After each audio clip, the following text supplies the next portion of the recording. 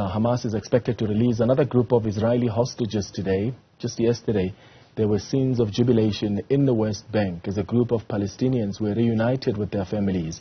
They were released after Hamas freed 13 Israelis. A total of 50 people are to be freed in return for 150 Palestinian prisoners during the 4-day ceasefire that began yesterday. This is the moment that a convoy of International Red Cross vehicles moved the first hostages to be released by Hamas in its temporary ceasefire with Israeli forces. 24 people in total, 13 are Israeli women and children, being exchanged for 39 Palestinian women and teenagers released from Israeli prisons. These photos were provided by a group representing families of the abducted and include children aged 5 and 9. The government of Qatar, which acted as a mediator, says 10 of the remaining freed hostages are citizens of Thailand and 1 Filipino. Reuters source briefed on the talks says the Thai citizens were released in a separate deal from the ceasefire that had not been previously reported, and all of them are men. The Thai citizens are farm workers that were abducted by Hamas during the October 7th attacks on Israel.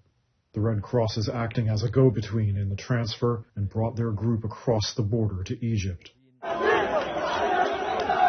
There were scenes of jubilation in the West Bank for the Palestinian prisoners released. Ahmed is one of them. He says he can't find the words to express his feelings, but thanks God. More exchanges are expected to come each day as long as this very shaky ceasefire holds. All right, let's stay with this story. Joining us now is Dr. Ahmed Jazbhay, who's the executive member of Media Review Network. Dr. Jazbhay, thank you for making time for us. How did the first day of the ceasefire go from what you have observed? There were scenes of jubilations, but there were also some concerns that the truce may not hold. Yes, good afternoon, Clement, and good afternoon to the viewers. Yes, the first day of the ceasefire got off to a rather shaky start because it was delayed for a short while certain details were ironed out between the mediators. But at 7 o'clock yesterday morning, a group of 13 Israelis were released together with a group of Thai workers as well as I think it was 1 Filipino worker that was released. So it was a rather shaky start to the release, but it went off smooth. It ultimately went off smoothly. The exchange happened. We've seen the scenes of jubilation in the West Bank when the Palestinian hostages were released. But at the same time, we're unsure about what happened in Israel because many of these prisoners first went to Israeli hospitals, and I see that the Israelis are quite keen to control the narrative this time around. So yes, it was a smooth start, but at the same time, these things are unpredictable, and the next days, the next exchanges to come will determine whether both sides are serious about this prisoner exchange swap. Yeah. So on top of the Israeli women and children who were released, there were citizens of Thailand and 1 Filipino. My understanding is that they were part of people abducted on October 7. Was their release negotiated separately? Yes, they were not part of the 13 Israelis, and this is one of the nuances of the negotiations because they were not. This was not made known to the media houses. This was not made known to the public, and at the time of the release, many were surprised to see that these hostages, these foreign hostages, were released. But it's important to note, Clement, that this was in line with the promises made by Hamas that they were going to release internationals. They were taken because many of these internationals, the Filipino and the Thai workers, worked in northern Israel and worked in the settlements in northern Israel and could be considered, if to use the term loosely, collateral. So I think it was 7 Thai workers and 1 Filipino. I stand corrected on the numbers, but this was negotiated separately to the existing negotiation, in line with with the help of the Qatari and the Egyptian mediators. What do we know so far about the condition of the hostages, but also the condition of the Palestinian prisoners that were also released? At the moment, what we've seen is that they've been taken. The Israeli prisoners have been taken to a hospital in Tel Aviv, where they met their families, and not much, if any, has been made public regarding their health. These are mostly elderly and also a group of young children as well, I think.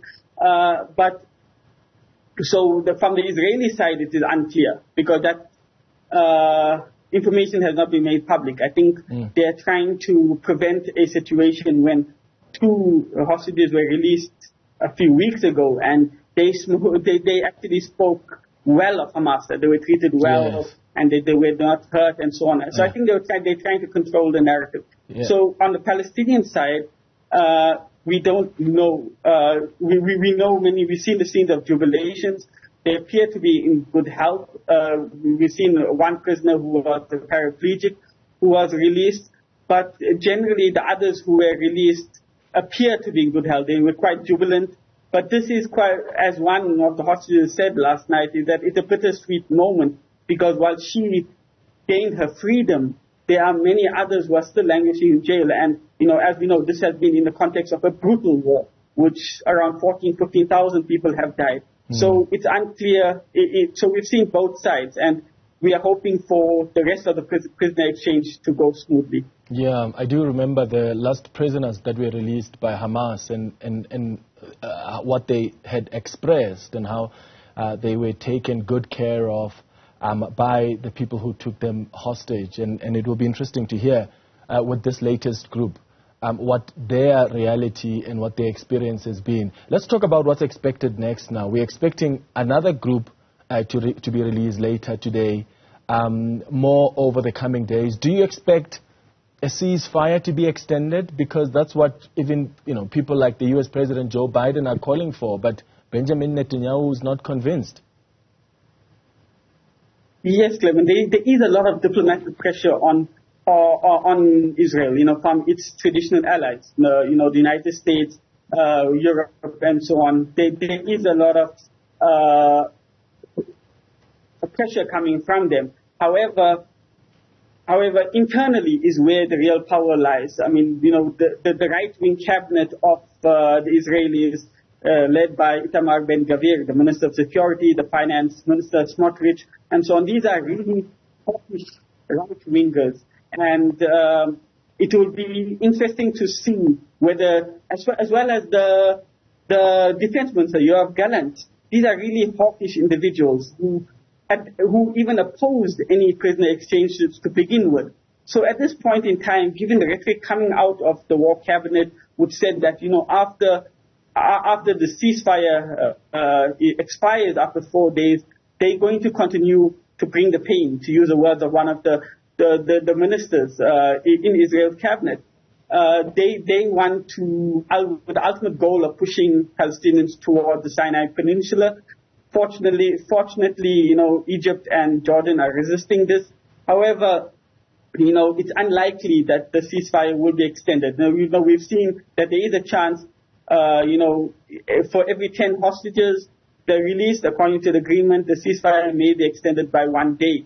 However, there is a lot of internal pressure opposing any extension of ceasefire, because they strongly believe that Hamas hasn't used much of its weaponry and its armory so far in what is 48, 49 days of the war. So in my opinion, it's unlikely, given the hawkish cabinet that surrounds Benjamin Netanyahu. Yeah, and lastly, the role of diplomacy in the release of these hostages. What role has Qatar played, and how critical has that been compared to the role that I suppose would have been played by the U.S. had it not really taken sides from the onset?